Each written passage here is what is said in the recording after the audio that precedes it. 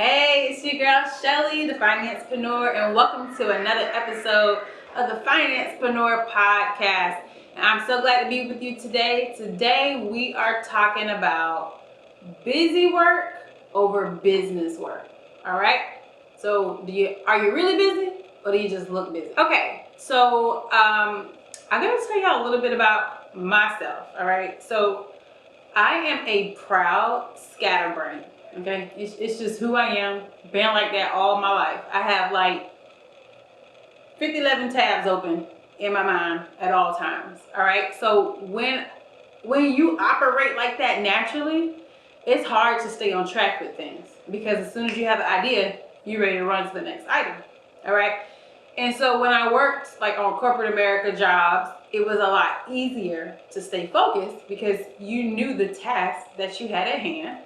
And I worked very deadline oriented jobs. So it was, I have to have this complete by so-and-so. Great, perfect, always met my deadlines, a lot of time met them before. But when I became an entrepreneur, that was a totally different beast, okay? First of all, my office was at home. So I woke up whenever I wanted, rolled into the office whenever I wanted. The TV is on, so I might watch a couple episodes of Murder, She Wrote and Matlock before I even get started. You know, there was no rhyme, reason, or rhythm to what I was doing. So then I realized, now it took me a long time to realize, I was like, oh my God, I'm not getting as much work done as I used to because I didn't have structure. And let's not even talk about the fact that all my family and friends knew I worked from home, you know, so they had no respect for me. It was, can you babysit? Can you run errands and do all these things? And because I was so flexible with my time, I was saying yeah. And then at the end of the day, I wasn't getting my productivity done, which results in me not meeting my deadlines, which results in less money on my check when it's time to turn in, you know, receipts and things like that. All right, so if you are struggling with this, maybe yours is not as extreme as mine, but you find yourself losing time in busy work, you have got to create a DMO, daily method of operation.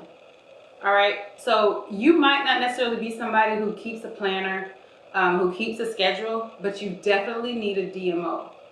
And what this does is it sets you up for success. It says, on these particular days, I do these activities at these times.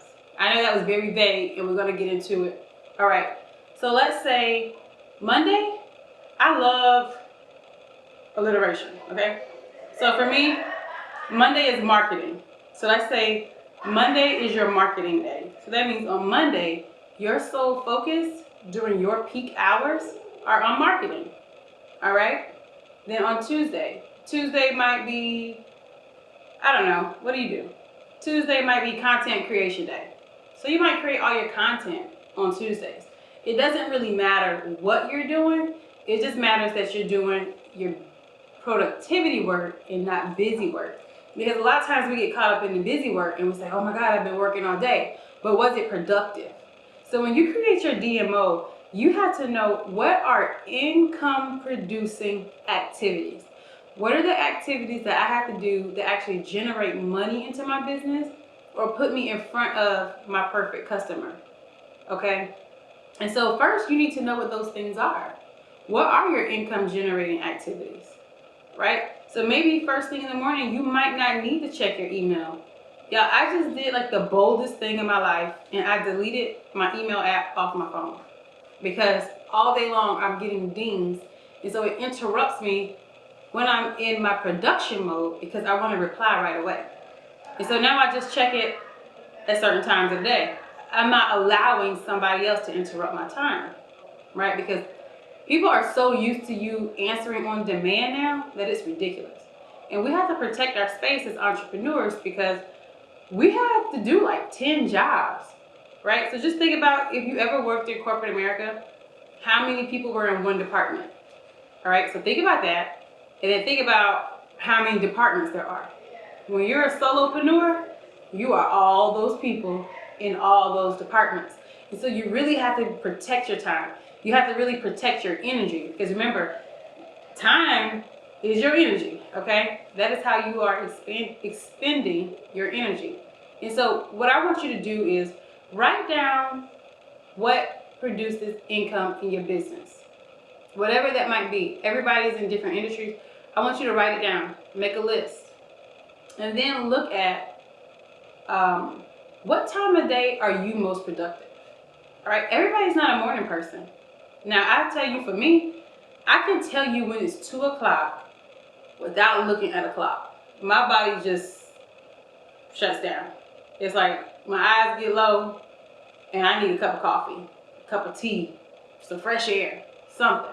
I know it's 2 o'clock. So I don't plan any production work between like 2 and 3:30 because I'm going to be trash, right? I'm not going to be good for myself or for anybody that I'm working with. About 3:30, I kind of pick back up. I could go again. I got a second wind. And I could go, until like 11 o'clock at night, sometimes even longer. But you don't want to get into the habit where you have to work that late, right? Sometimes you got to grind it out and you got to do what you got to do. But most people who say like the hustle never stops, I'm 24/7, I don't sleep. Okay, crash and burn if you want to. I've been there and done that. It is not fun. My body has shut down on me literally and physically. I don't know how many times, and I'm not going to live.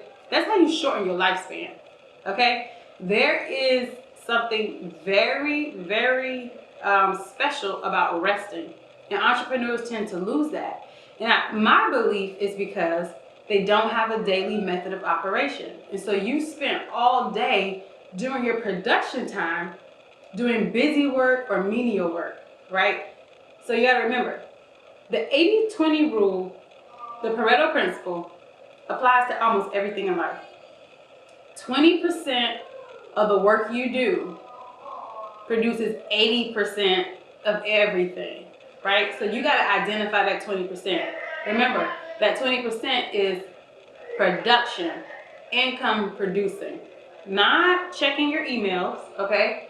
Not running copies, not filing papers. That's not it. How many people did you get in front of today? Especially if you're in sales. I mean, at the end of the day, we're all in sales because you have to sell your business to everybody, whether it's through social media, whether it's through networking. You've got to get in front of people. People need to know that you exist and that you have the problem to solve their solution, okay? Get your daily method of operation and just watch how, not just your income increases, watch how your energy increases. Because money is a lot, but it's not everything. What good is it to have all the money and you have zero energy to enjoy it?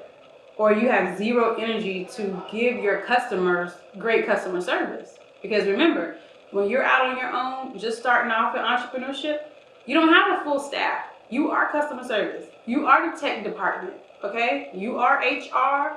You are all of that. Quality control, everything. So you really want to protect your time, all right? And that's how we're going to protect our time. Write out, think about it. How many hours a day can you honestly say that I'm going to devote solely to my business? That's where you start. Number one, how many hours a day can I devote? Then number two, identify what time of the day am I at my peak? Because that's when you want to do those things. All right? Then identify what are my income generating activities. That's step 3.